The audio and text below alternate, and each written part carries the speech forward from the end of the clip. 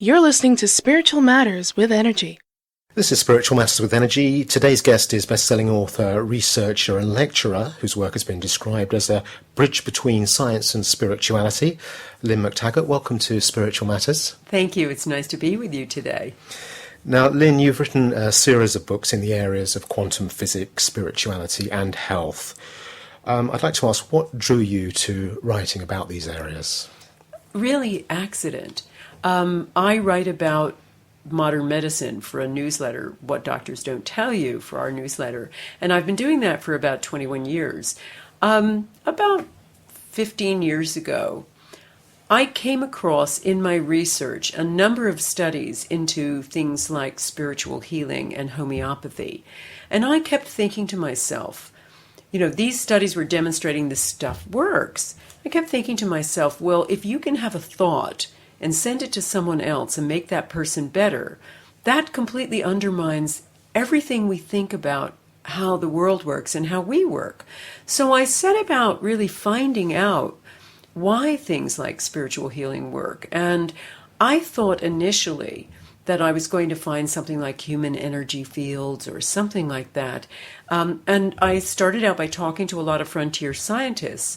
And what they told me really astounded me, because they were all describing an aspect of the same thing. And what it was a revolution in the way we think of the world, a revolution in our science, a revolution in our story of who we are and how we're supposed to live. So it really came from that. And each book has really grown out of an exploration of the work before that. And so my current book, The Bond, really has been a kind of culmination of all of that, because it really asks the question, if there is a new scientific story, how are we supposed to live by it? So, Lynne, can you talk a little bit about this idea of being able to heal people, as you mentioned, by sending out an intention?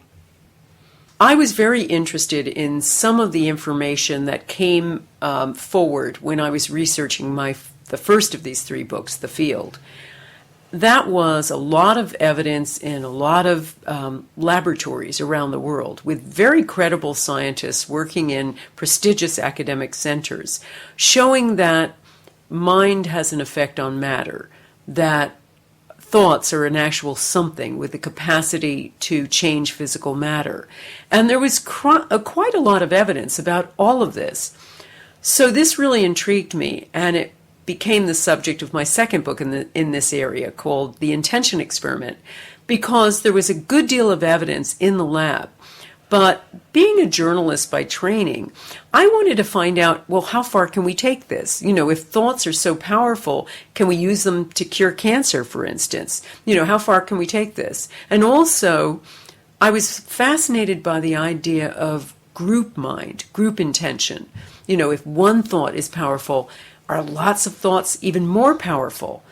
But when I started looking at the evidence for all of that, and my books are very evidence-based, the information and the science was tantalizing but not conclusive. So my husband turned to me one night and said, well, why don't you do those studies yourself? And I thought that was ridiculous because, I'm not a scientist. I'm just a science writer. But I started thinking about it, and I thought, well, I know all of the scientists working in this cutting-edge area, and I have hundreds of thousands of readers around the world. If I just put them together, I'd have the biggest mind over matter experiment in history. And so that's what I've done. I've been running these experiments online using scientists around the world who set up experiments in a laboratory, a very controlled experiment. And I invite my readers from all over the world, and we've had people from 90 countries, come on and send the same thought at the same time to that target. And of our 23 experiments, we've had 18 of them have shown significant positive, measurable effects. We've been able to make plants grow faster. We've been able to purify water by at least 1 pH. We've even had a very, very tantalizing experiment looking at lowering violence in a war-torn area, and we lowered violence by 74%. So it's clearly quite powerful. What can be achieved by this? Well, it certainly looks like that. I mean, one study does not make a science, But, the more we do this, the more it seems evident that thoughts are powerful things, and that thoughts collectively are even more powerful. Whilst you were writing the book, did you have any real surprises? Was anything really sort of shocking that you came across? I think all of it was shocking. I think probably the most shocking one of all, though, was a study that I called Praying for Yesterday. There was a scientist in Israel who wanted to basically debunk alternative medicine. So he wanted to come up with the most outrageous study he could. So he took a group of patients who had had sepsis, which is a blood infection, life-threatening blood infection, divided them into two groups, and had one group prayed for, and the other group just took their standard medication. After he looked at the two groups, after they'd had wanted to have the prayer, he looked at the two groups and found that the people who had been prayed for were better in every regard. They got out of the hospital faster, they had fewer complications, the whole lot. So there was a real kicker to the study, though. The people were in the hospital in the years 2002 to 2004. The study was carried out 5 years later. So what he was doing was having people prayed for who had already left the hospital. And the implication of his study, it completely was the reverse of what he'd wanted. He wanted to show that you can't use the scientific method. And what he ended up showing is that our thoughts can go back and change the past. So this just set off this riot of letters and a big storm in the scientific community about it, because it was published in The Lancet. And it's fascinating because it really suggests a thought is lit forever in a sense, and it can have an effect forward or backward in time. So that was the big surprise for me, because it's really hard, for me, like anyone else, to get my mind around the concept of moving beyond linear time.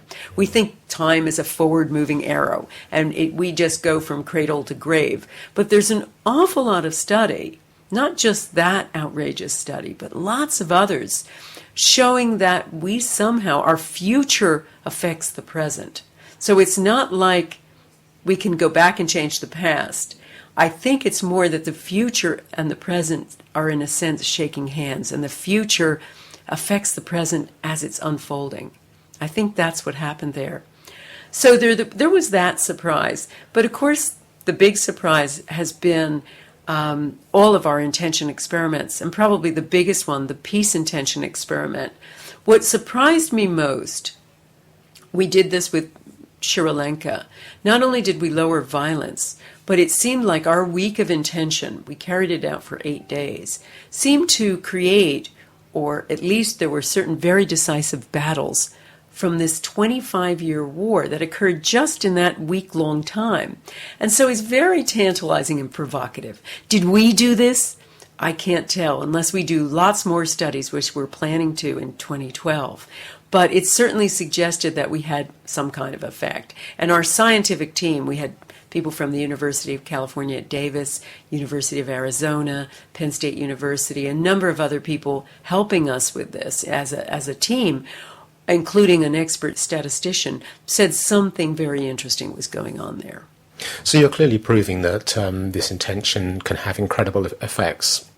We're trying to, yes. Well, you are you not? I mean, it seems that you are doing that. Well, what do you see as the future for this? Are we going to eventually all be able to create the world we want through this?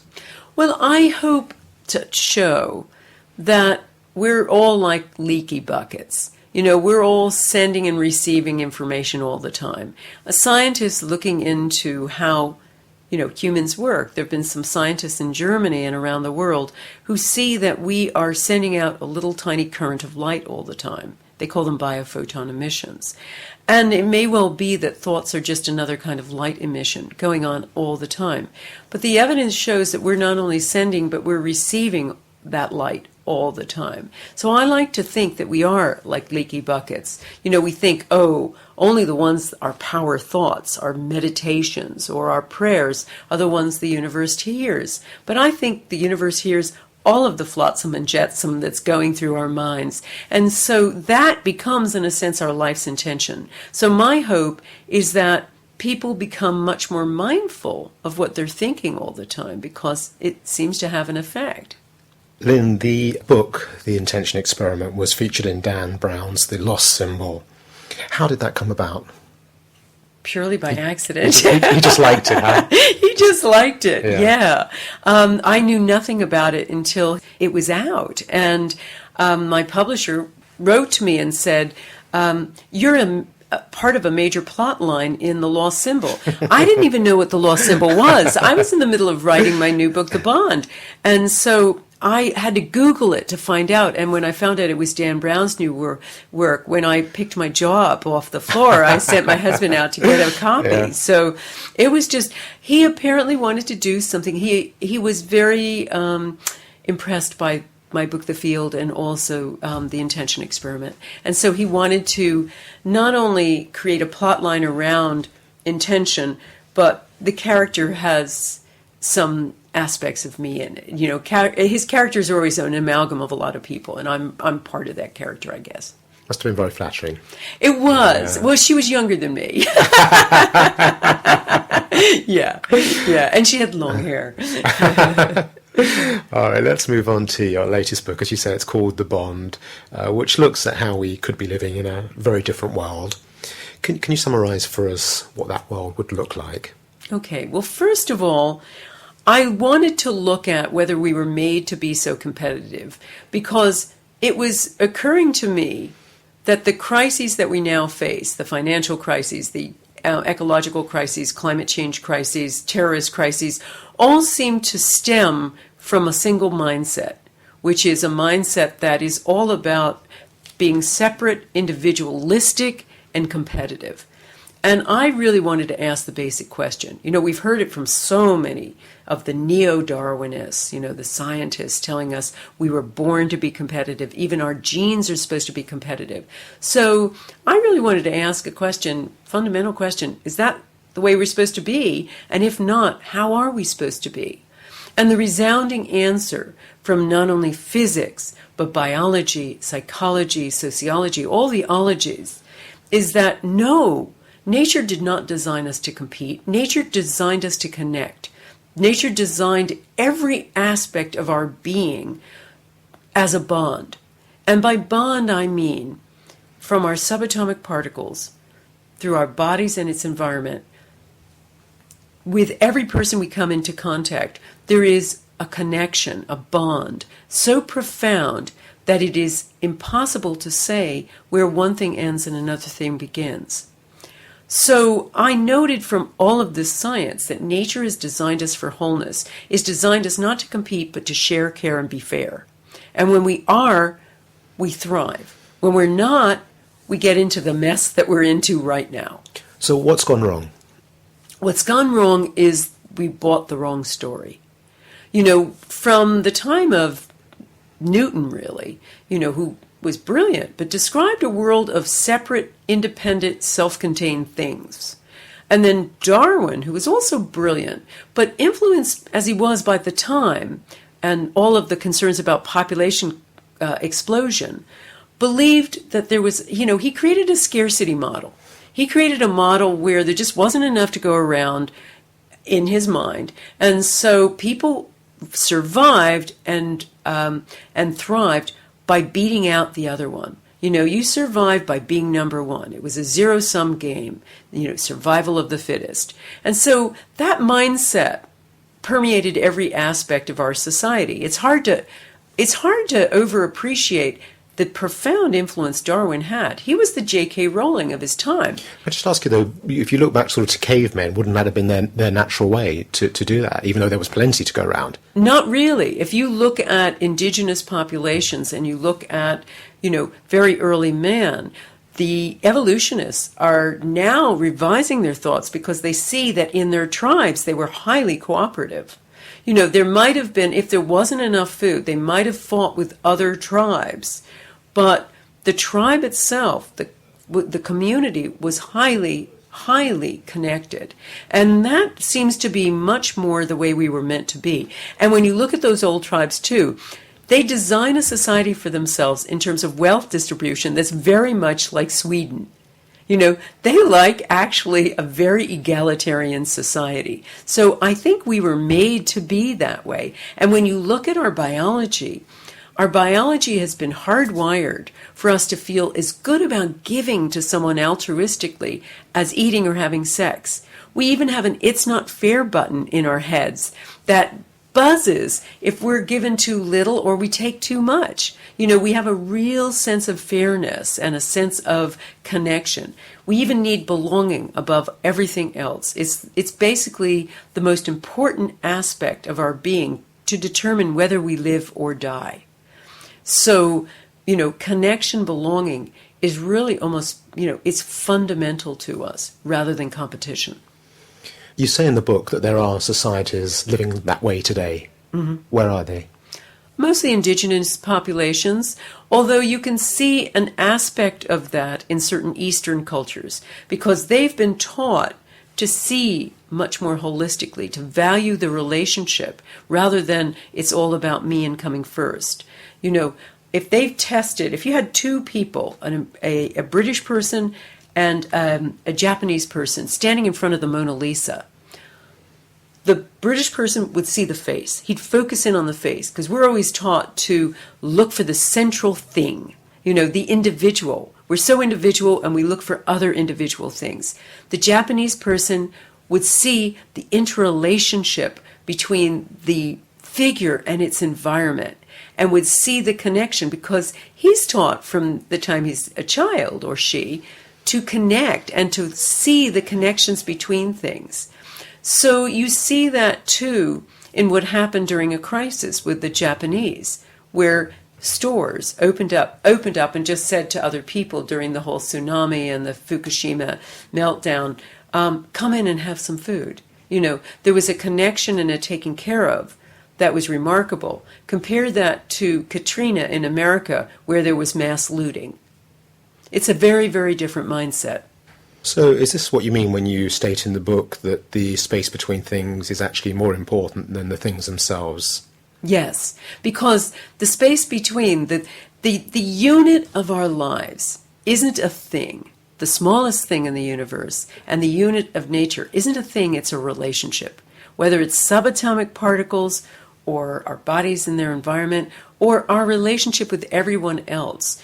It's all about the relationship. And with that simple change of perspective, instead of saying, what's in it for me, but making yourself a vehicle to the relationship, you change everything and everybody benefits. A simple way and change of relating, as I talk about in the book, will transform your relationships, your neighborhood, your workplace, just by changing the way you speak to people. So that it's not all about debating and winning the debate and prevailing, and it's not also about looking at the other person as an object for personal gain. It's about valuing the relationship and saying, what do I have to do to make this relationship thrive? With that little change of emphasis, everything changes. And the really fascinating thing, the thing that surprised me the most, was how contagious people are. Our emotions are so incredibly contagious. Happiness, loneliness, even overeating. There's been loads of studies looking at social networks, and they find that our behavior is highly contagious. And so are acts of goodwill. So are acts of generosity. So in a culture of greed, as we've got now, and as we've had in this country, really since the 80s, we've lost that wonderful, wonderful sense of community Britain had after the war. In this culture of greed, the fascinating thing is all it takes are one or two little game changers with just a decision to change their behavior just ever so slightly to start a cascade of good behavior in that area. I'll give you an example if you like. Marie had a real greedy, typical dog-eat-dog office. She got really sick of this. So she decided to, every time she bought a Coke during her coffee break, she'd leave the change in the Coke machine. She left a little note saying, your Coke's been paid for. Keep the spirit alive and pay it forward. This totally freaked out her business. They started a spy network, a neighborhood watch scheme to try to find out who the secret Santa was. And so she upped her game. She moved to another floor and she started leaving donuts there every morning. Again, this totally freaked out that floor, and the whole company eventually changed the dinner table conversation for weeks and weeks, changed the culture of the company. Everybody was made aware of what they were and what they could be, and they changed. That's all it takes. So if such a simple act can have such a profound effect, why are we not seeing more of this in the world today? Because we're all infected by this scarcity mindset. We're all infected by the, people will take advantage of you if you aren't kind and if you're kind and generous. We're all worried there's just not enough out there, so I better try my damnedest to get there first. And if we all step back from that and understand where we are today is what selfish looks like. This is what selfish looks like. This is the end point of selfishness. No neighborhoods, a whole bunch of systems falling apart, a real disconnect between the very wealthiest in this country and the very poorest. I mean, we're at our most unfair in history, probably in Britain. Well, prior to, I suppose, the real ascendancy of the aristocracy. But we are, in modern times, we're at our most unfair in history. And the science shows that the more unfair any society, the more everybody loses, rich and poor, in all the major social indicators, from health to education to crime and violence. So it's at everybody's benefit to start looking at where we've got to, because this is the path, in my view, to extinction. This carrying on with this mindset is acting not only against ourselves, it's acting against nature. So, Lynne, you're talking about a very different world where people are thinking and caring for each other. I mean, it sounds like a wonderful place to be. And yet, it doesn't seem to be happening. And more people are talking about this. They're talking about the ascension, the change. I mean, is it really coming, or is it just a few people that are saying that there's going to be a change? What's the reality here? The reality is we're evolving. Every evolutionary step in history occurs out of a crisis. And as Barbara Marx Hubbard says, the difference is we're aware we're evolving now. We're aware we have to change. And that is probably unique in history. But what has to happen is a conscious change, a conscious sense of evolution. And in my mind, and to my definition, conscious evolution requires a couple of things. First of all, I think the evolution is going to occur from the bottom up, not from the top down. I mean, much as the government is trying to create certain things like the big society, that will only occur from the bottom up. It's going to occur in neighborhoods. And so I think there are four things that have to happen. One is we have to learn to see much more holistically. By that I mean we need to start seeing the connection between things. We have to begin to notice more than what's in it for me. Because if we don't, we aren't going to be able to connect and be that kind of caring, sharing person. I note in my book several techniques of doing that. So I think we have to learn to see more holistically, not simply to notice more detail, but to notice that there's more than one version of reality, always. Perfect example. A peacemaker was talking to an organization that comprised both Israelis and Arabs. And he said, how can you work so well together? And they said, we have been able to embrace paradox. And he said, give me an example. They said, okay, Birth of Israel. An Arab wrote it from his perspective, and he wrote his paragraph titled The Disaster, and about how terrible it was, and all these people had lost their homes, etc.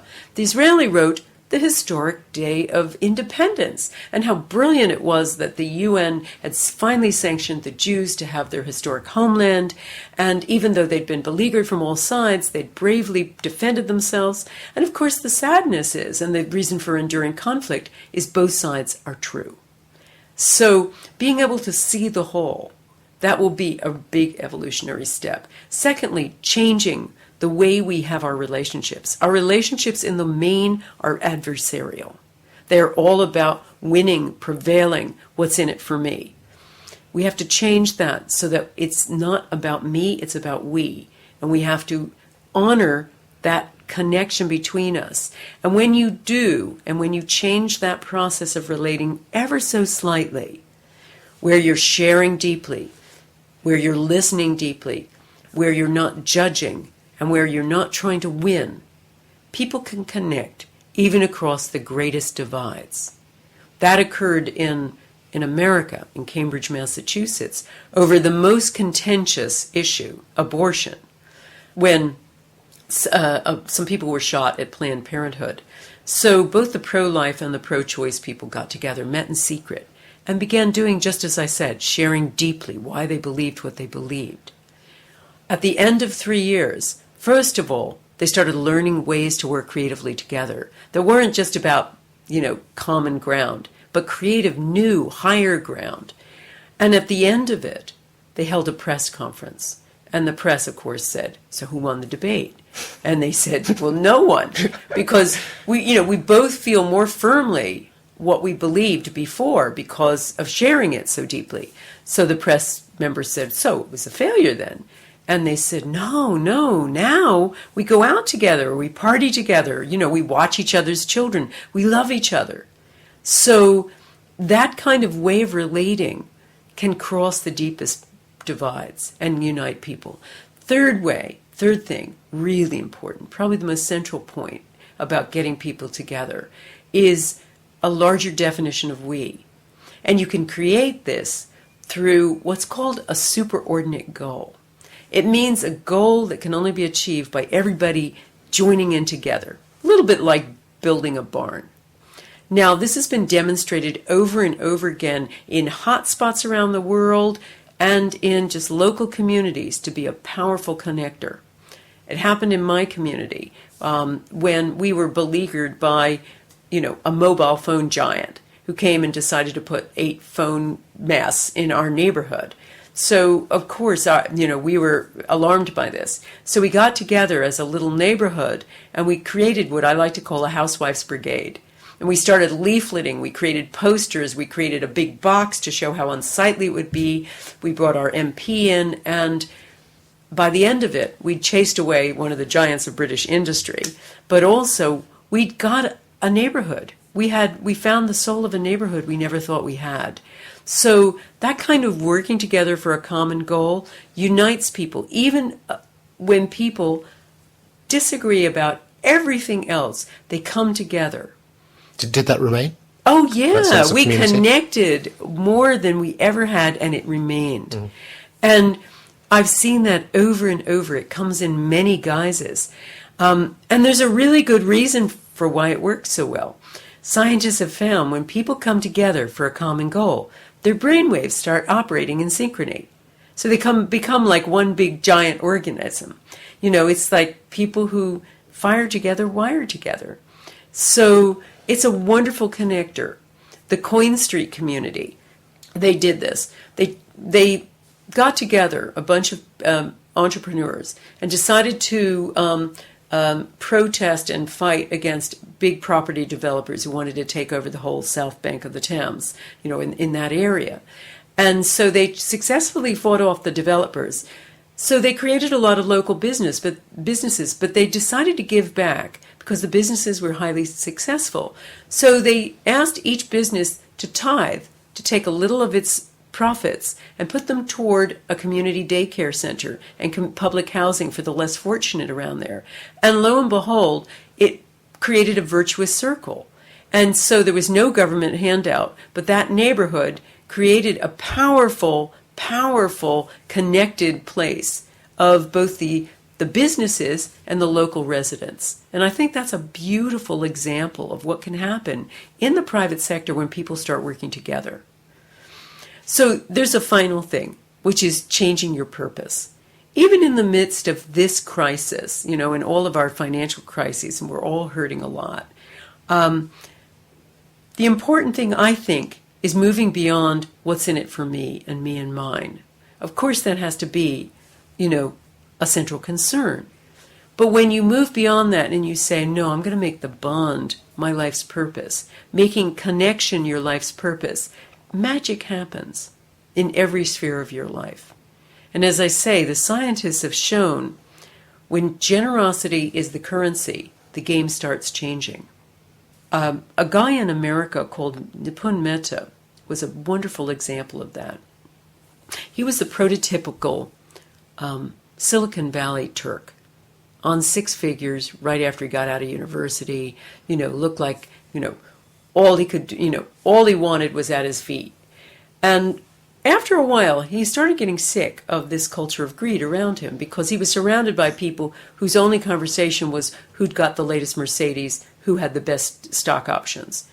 And so he decided to start experimenting in changing the culture. He wanted to change the culture of greed around him. So he created this.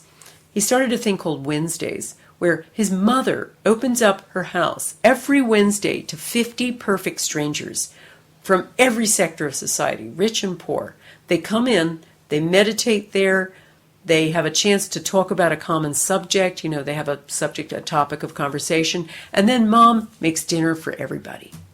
And they've had 50 new people every week for 15 years. And here's the amazing thing. Not a teaspoon has been stolen. And, there have been homeless people there as well as millionaires. No arguments other than who gets to do the dishes. Mehta has created an open source bookshelf there at his mother's house where he filled it with inspirational books and just had a notice saying, take what you want.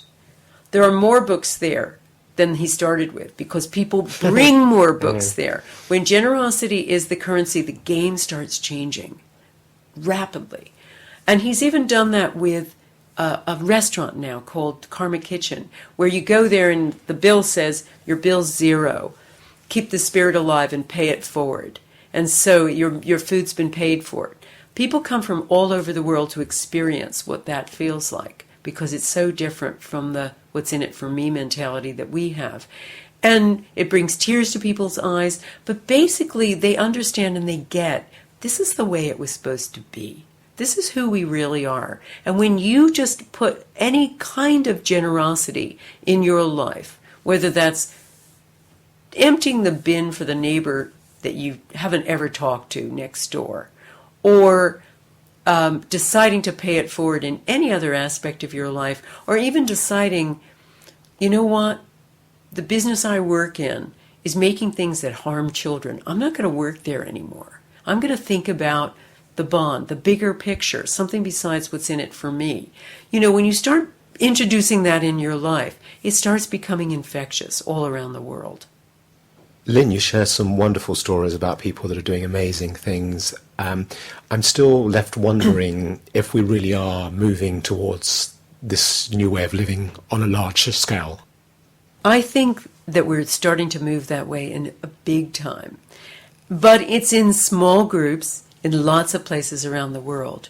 There is a fellow called Paul Hawken who has started to catalog the kinds of groups and how many groups there are out there working for ecological change, social justice, all kinds of, change, conscious evolution, essentially. He thought he was going to find a couple of thousand. He has found something like 30 million.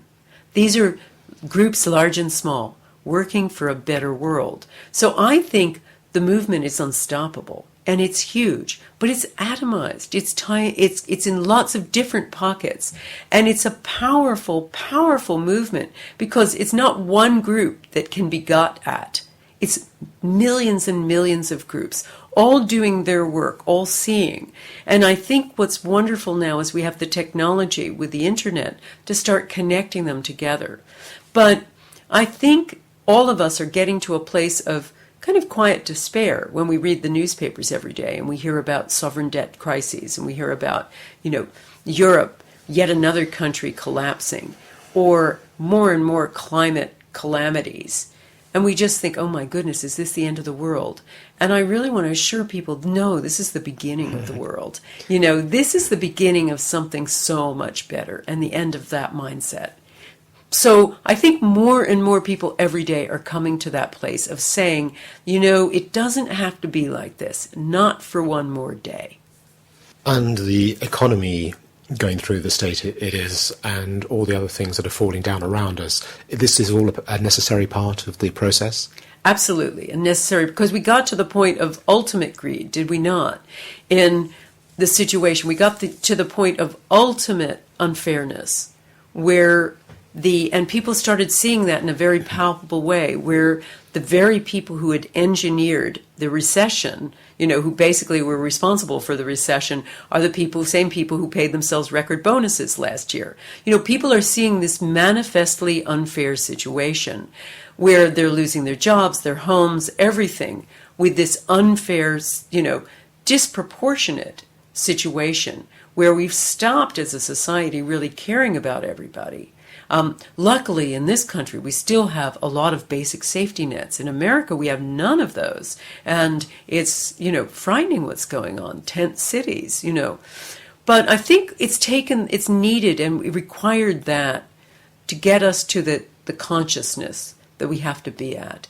And I'm encouraged by the movements, for instance, Transition Town movement, starting at Wonderful Tautness, they've started, and the work of the people there talking about, okay, how are we going to live in a society where we don't have oil anymore? Because consumption has peaked and supply has peaked. So what are we going to do next? And they give us an interesting model for recreating community, because I think that's really the way forward. We have to start looking at reestablishing communities. And Britain is perfectly placed for that, because there are so many wonderful little villages around where people can just come together, regardless of background, political belief, economic situation, and say, what needs to be done here? And start connecting in that way. And I think that's the real message of Transition Town. It's saying, okay, how do we become self-sufficient, and how do we connect back together again to help each other on a local level? I think that's a really powerful, important message. You're listening to Spiritual Matters with Energy, in conversation today with Lynne McTaggart, author of many best-selling books, The Bond among them. This is the book that we're talking about at the moment. Now, I have a quote here from the book, Lynne, that I found especially fascinating. And it says, although you appear the same at any given moment, you are an entirely new batch of subatomic energy with every breath you take. In the simplest possible terms, what does that mean? Think of subatomic particles as two players in an endless game of tennis.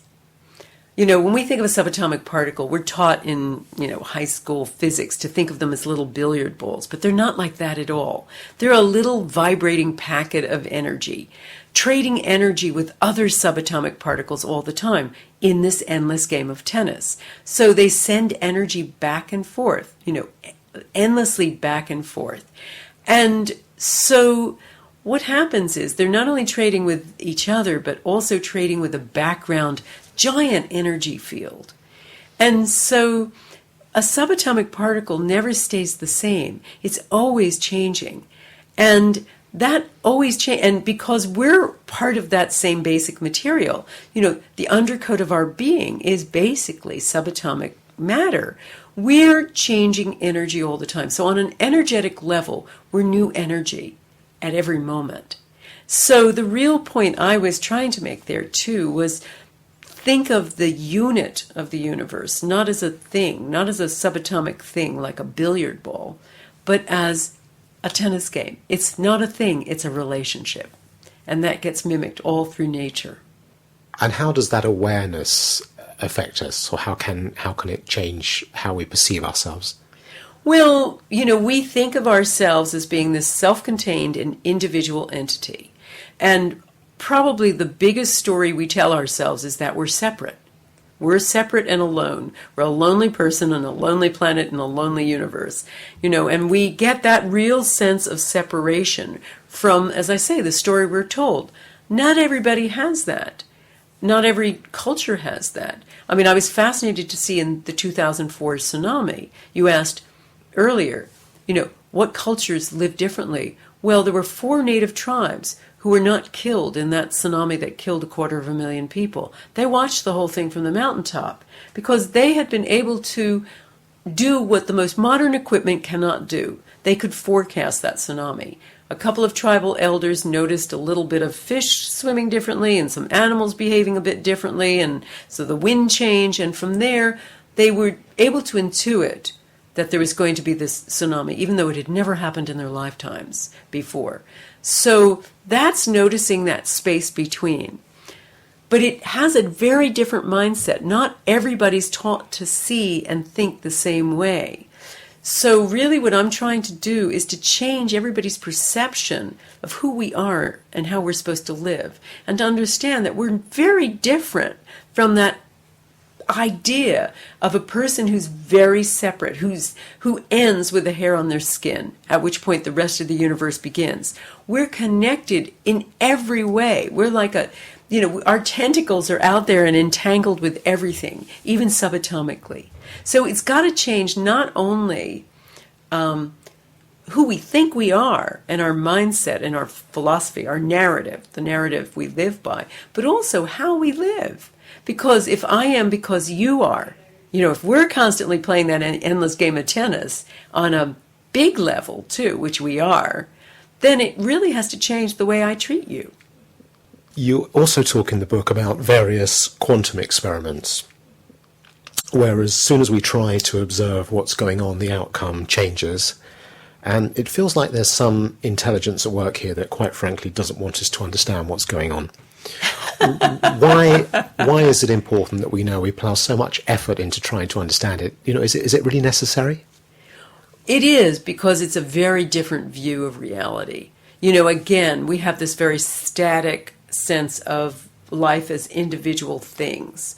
Wasn't always that way. That really came about by the scientific revolution, where Newton figured if you could plot the trajectory of any object, then you could basically understand the world. And so we got this idea, this very mechanistic idea of things as separate things, all part of a big cog of a machine.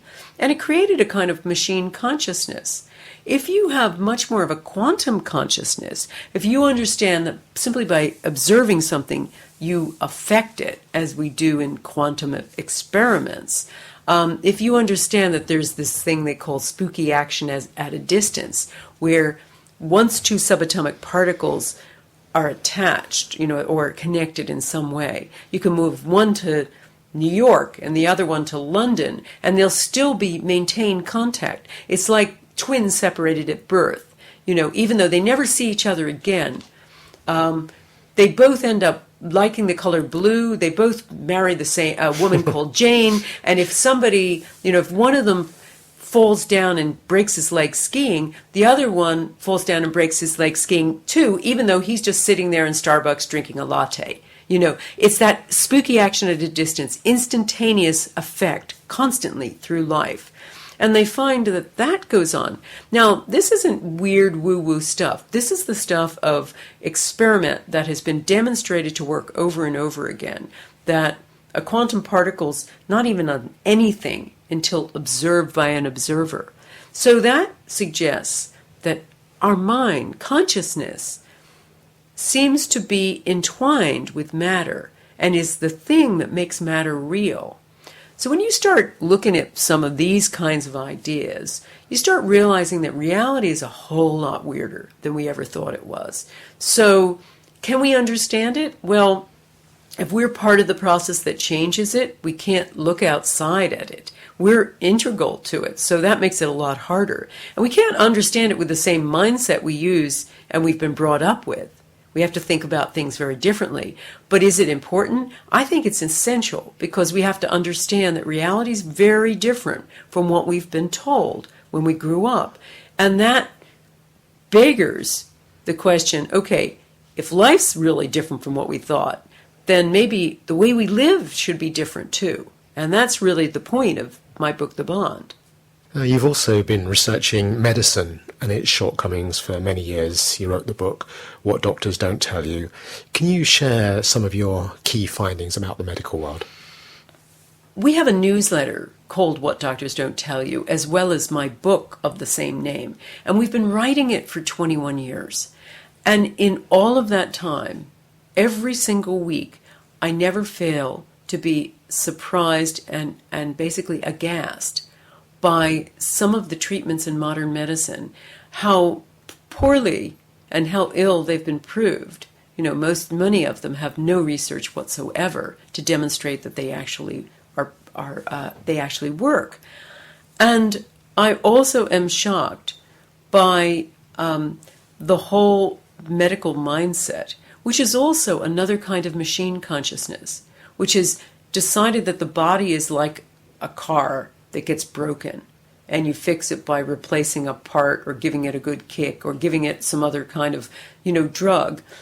And one reason that we have so many calamities in medicine is that it's part of that mindset. It's not that doctors aren't wonderfully well intended. Our argument has never been with the carpenter. It's always with his tools. And it's the tools, i.e. drugs and surgery, are based on this machine model. The information that's coming forward in some of the most promising medicine is actually energy-based medicine, showing that we work on a very, very different way, and we're much more holistic. And scientists in the basic disciplines are discovering this. We're much more holistic than we thought. And so I think just as we have to change the way we view ourselves in order to live in a better way and to evolve in the way we need to evolve now, so we have to change the way we look at medicine to make it much more integrative.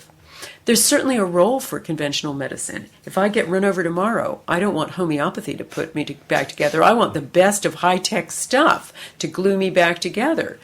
But there's a role for medicine, and emergency medicine is without parallel from the West. But there's also so much of a role for so many alternatives. And so I think it's really important for us to embrace all kinds of medicine and to allow that based on a new view of the body. Lynne, you're going to be hosting a workshop at the Mind, Body, Spirit Winter Festival called The Bond, Connect with Our True Nature to Create a Better Life. What will you actually be doing on the day? I spoke about those 4 things people have to do. Learn to see more holistically, learn to relate differently, learn to have a bigger version of we, and learn to have a new life purpose. It's going to be a very hands-on experiential day where people learn how to do all of those things.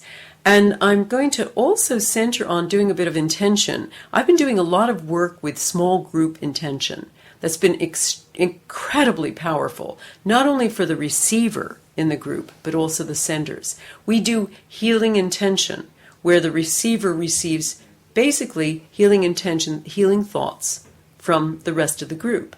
And we've had some remarkable experiences, not only, as I say, for the receiver, but also for the senders. It's again a spiritual and kind of a virtuous circle. And I was really patting myself on the back when we started experimenting with these small group intentions, which I like to call the power of 8, until I found that these kinds of healing intention circles were used back with the Essenes, and even Jesus, before he became, Jesus, began doing these kinds of healing intention circles. So we do that, and we work with that as well as learning how to see much more holistically. We do a lot of brain training and retraining. And that's taking place on November 12th between 1 and 3 p.m. Any other events coming up this year? Well, we're doing a really interesting intention experiment for 9/11. As you know, it's the 10th anniversary for 9/11. I've been in contact with a fellow called Dr. Salah al-Rashid, who lives in Kuwait, who is like the Deepak Chopra of the Middle East. He's got a radio station, very popular radio station, television station, and he's hosted several of my workshops in the Middle East. So I've spoken with him. He has been doing a weekly peace group with 40 Arab cities, and he's in touch with thousands and thousands of people. And of course, I'm in touch with thousands of people in the West. So we're getting together and doing a combined intention experiment. And this is how it's going to go. We're going to have it right at the moment when the first plane hit. The Arab people are going to apologize for that event and apologize for a lack of vigilance in allowing it to happen. And we are going to apologize for our years of exploitation of the Arab people. And we're both going to have an intention for unity. So it should be a very powerful and emotional event. So we invite everybody to be part of it. And they can do that by just coming on to either my websites, www.thebond.net or www.theintentionexperiment.com, and just join our community, and then you'll get full information about how to do so. That sounds amazing. My next question was going to be about where people can find out more about you, but they are your websites. Okay, and there's one other one. We have my mothership website, which is LynneMcTaggart.com. Lynne McTaggart, thank you for joining us. Thank you very much. You've been listening to an interview from spiritualmatters.org.